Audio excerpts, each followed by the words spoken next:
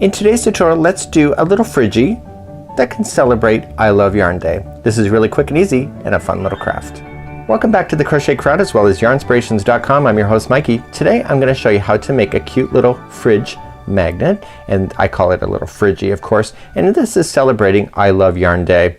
Today I'm going to show you how to make this quick and easy little craft, and it sticks to your refrigerator on the back with a magnet. This is really quick and simple, and let me show you how to make one if you would like one for yourself. So let's review what you're going to need in order to make this fabulous little fridgie. So you're going to need a tape measure. You're going to need a fingering kind of ply yarn. I'm using a sock yarn, the Peyton's Croy Socks. I did it purposely that it has a color change. You're going to need a felted ball. You're going to need a glue stick and obviously a hot glue gun. You're going to need a bamboo hook that you don't mind wrecking. Mine's a 4mm and I think that's a size G if you're an American. You're going to probably need some scissors just to cut the yarn. You're also going to need a magnet that can stick to the fridge, and you got to make sure what side that you attach the glue. You're going to need some sandpaper, and you are going to need an oversized button, and the felted ball should fit approximately right in the side of the center of this ball. The button that I have is 1.75 inches. I'm not so worried about the holes because the ball is going to cover it on the inside. So I want to make sure whatever I do with this ball is going to cover those two holes. And what I'm going to do at the end then is that I'm going to attach the magnet to the underside of this so I can stick it to the fridge. So the first thing I want to do is that I want to take my bamboo hook, and you got to have a hook that you don't mind ruining. So I'm never going to use this for example because I like my ergonomics better. And what I want to do is that I want to kind of lay it over top of this and kind of get a rough idea on how big I want it. So the goal is, and I don't want to put it in here now, but the goal is just to put it through the ball, and then it'll be in there, and then this hook then will be part of it. So what I would like to do is just cut it to the point where I think it's going to be able to be long enough. If you go too short, then it will be too short. So what I want to do is just take my cutters and just cut it nicely. I'm just slightly rotating. I don't want, it's bamboo, so I don't want to snap my hook so it's going to splinter.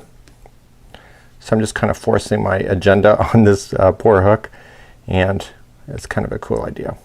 So I want to take my time in doing this. I don't want to rush the process. And there you go. So there is a smaller version of a crochet hook.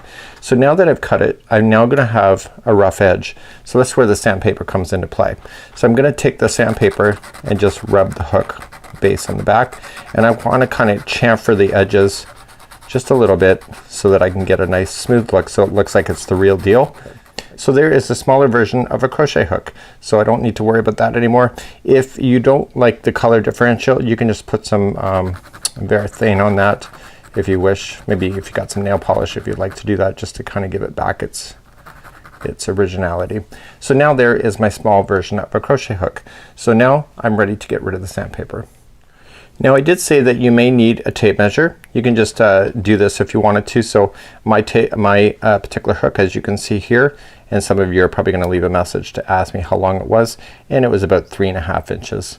Just like that. So I did eye it up though, as you saw, so it goes slightly over. Your button may be a different size, so you want something that's kind of unique.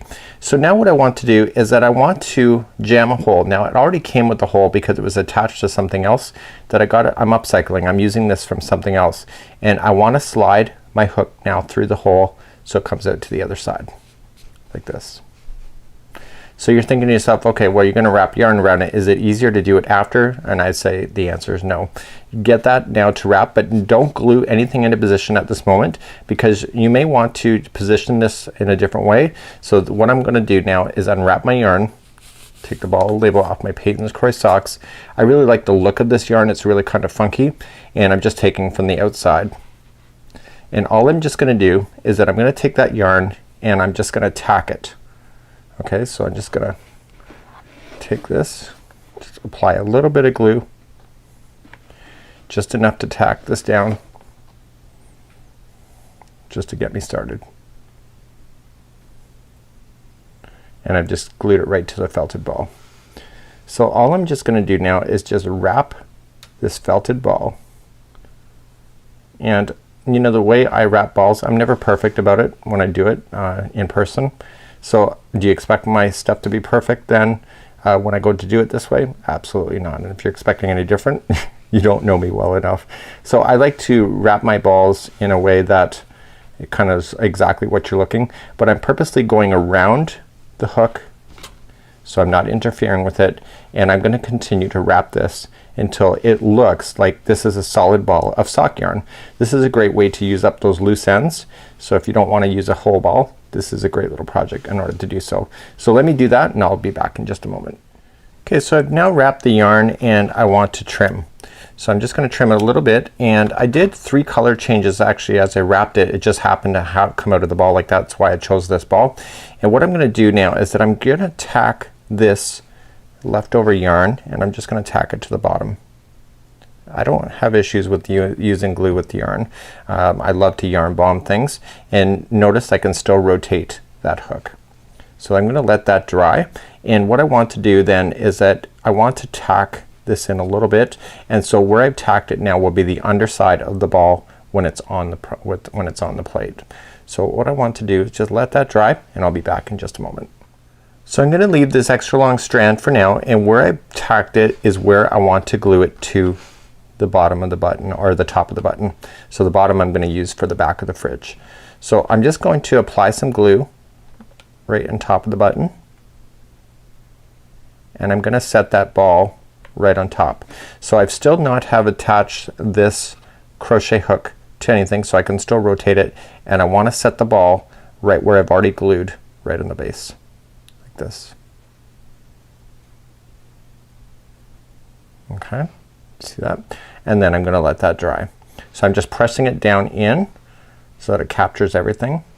So now I'm gonna cut this strand, and I'm gonna cut it right about here. This is just a guess. I want to have a little bit left over so it looks like the ball is usable, and what I'm gonna do is when I apply it to the fridge, I'm gonna apply it so that when I stick it to the fridge, it's gonna be down on an angle like this. Okay, so now let's turn it over and let's do the back. So let's turn it nicely, and I'm getting my magnet. Now you got to pay attention to these magnets. They only stick on one side, so the side that is up is the side that you'll want to stick to the here, because the other side is what sticks to the metal. Okay, remember that. See? So only one side sticks, so it has to be this top side, so don't forget that. So I'm gonna apply some glue on that right now, and I'm gonna apply it to the center of the button on the bottom. So that's it. So this is my homemade homage to I Love Yarn Day, and I'm not gonna actually attach this in the end. I don't need to. It's actually holding in pretty good, and of course you can tack anything down with glue. Just make sure that you watch that you don't apply it to anything you don't want to. The magnet's now on the back, so now I can safely apply that to anything and it will just automatically stick. So this is a great little project. It's really quite quick and easy. It's very crafty, and until next time, I'm Mikey on behalf of the Crochet Crowd as well as Yarnspirations.com. Have a great day. We'll see you again real soon. Bye bye.